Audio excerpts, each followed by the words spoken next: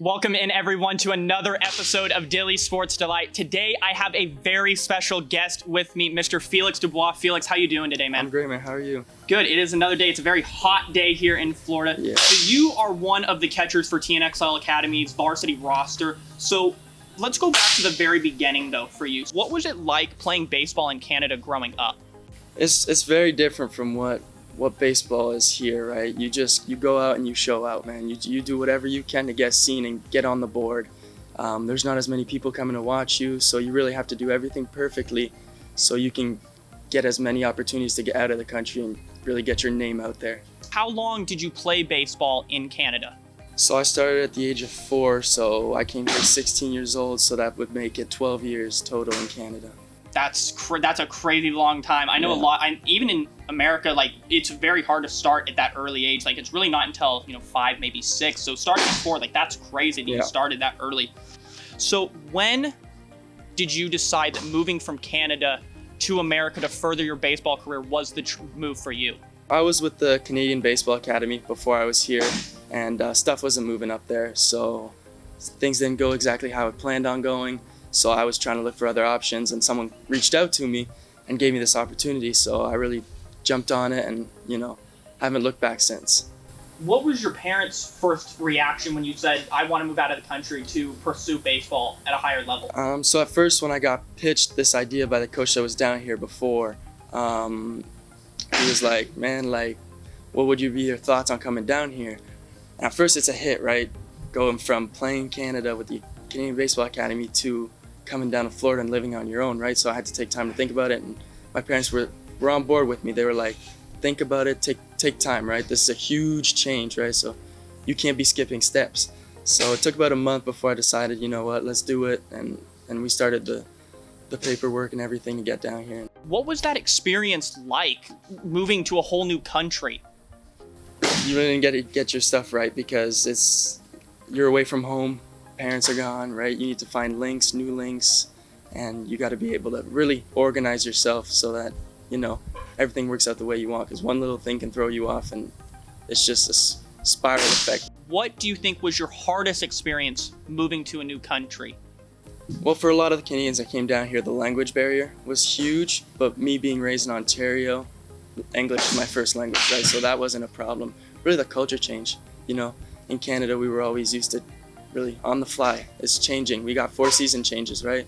So we really have to adjust. Right here, it's a steady lifestyle, right? So you really have to get used to that. It's a low key. How did your parents help you move down into Florida and get kind of assimilated into that lifestyle? So at first, my dad came down for the first 3 weeks, getting me settled down, getting in the apartments where I stayed for the summer, getting my stuff moved down. But they were good with the change, right? Obviously, it's hard because I'm the oldest of 3, right? So it's hard to let the oldest bird leave the nest, if I could say. So really, it was tough at first, I think, for everybody in our family. But they come down sometimes, I come back up, and we adjust well. That's what I can say. You're in Florida now. What is your first reaction when you get to this amazing facility? It's hot. That was the first day. I go from 20 degrees Celsius to about 35. So from 80 to 100, just like that, a 3-hour plane ride, and it's just everything switches. But at first, walk in and remember hearing the music super loud, and I remember walking in really nervous too. First day, want to impress, but yeah, those guys were understanding. All the coaches come up, introduce themselves. I introduced myself to the guys that were there, and yeah, this is a great group of guys. So it was really easy to adjust, and that's thanks to them. Really, the open arms that they had to really treat me like family, like one of their own. How has having that supportive coaching staff helped progress your game into what it is today? It helps tremendously. It's like Brian, that's a guy that you can go and you can talk. Not necessarily baseball. Anything's wrong, you can go talk to him, and he'll help you in whatever you need. And I think that's a really big help, especially away from the parents. You can't always be like, hey mom, like, I need your help. You're 3 hours away. Like, I can't come and help you, right? So having that link, and all the other coaches are the same. You can go to them and talk. Just when emotional problem, anything, baseball, school, anything, they'll help you. So that's really been huge. And I mean, that's great to see. And I mean, I think that's something that seems to be kind of out of touch a little bit in today's sports. Like, it's just coaches are there to coach, but it's like you're there to be kind of, like you mentioned, like a father figure to you guys and help you through your problems, especially for you guys that are coming from Canada. You guys are in a totally different country. It's not the same as guys that grew up and they live here and, you know, they can drive 2 hours and they're home. It's like you got to get on a flight for three and a half hours just to get home to see your family. So I think that's great to see that from him. And I think that also credits the entire program, how much you guys have grown. And you guys are an elite program. When did you know that moving to TNXL and moving down into America was the right decision for your baseball career? What was happening up in Canada, a lot of switches baseball-wise, and wasn't fit for me. Wasn't fit for what I was looking for. And like I said, I was looking for other options. And this came up, and it was awesome timing too, because what was happening at the Canadian Baseball Academy, nothing wrong with what they were doing. It's just not what I envisioned for the next 2-3 years of my baseball career to get to that collegiate level or to the next level or whatever. That's really not what I had in mind. So I really had to flip the page and had a new scenery and, you know, be able to excel in a different environment. What was the biggest change? Just the way how you do things, you know. And in the winter, we don't have access to fields, right? We don't have access to facilities like this. We worked out in gyms, just in your normal basketball gym, just throwing in there, catching bullpens in there. And like batting practice came in cages, right? So I mean, this is different. We have access to the field like every day of the year, even winter. So that's one thing we really didn't have. So we couldn't really work all year round. We didn't have like the places and the facilities to really work on our game every single day of the year, make sure that we had our game ready for the season, right? And you mentioned this facility, so I know you guys have a lot of trainers here on top of the coaching staff that you have.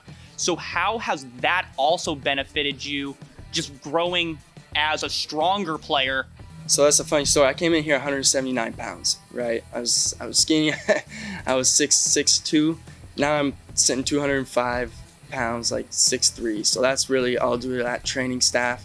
And, you know, they help you and they build you a program and they guide you through it all. Mobility, strength work, conditioning work, make sure that every single aspect of your game physically is ready for you to perform like a peak performance, right? That's all credits to them. They do that to every single player, and that's awesome.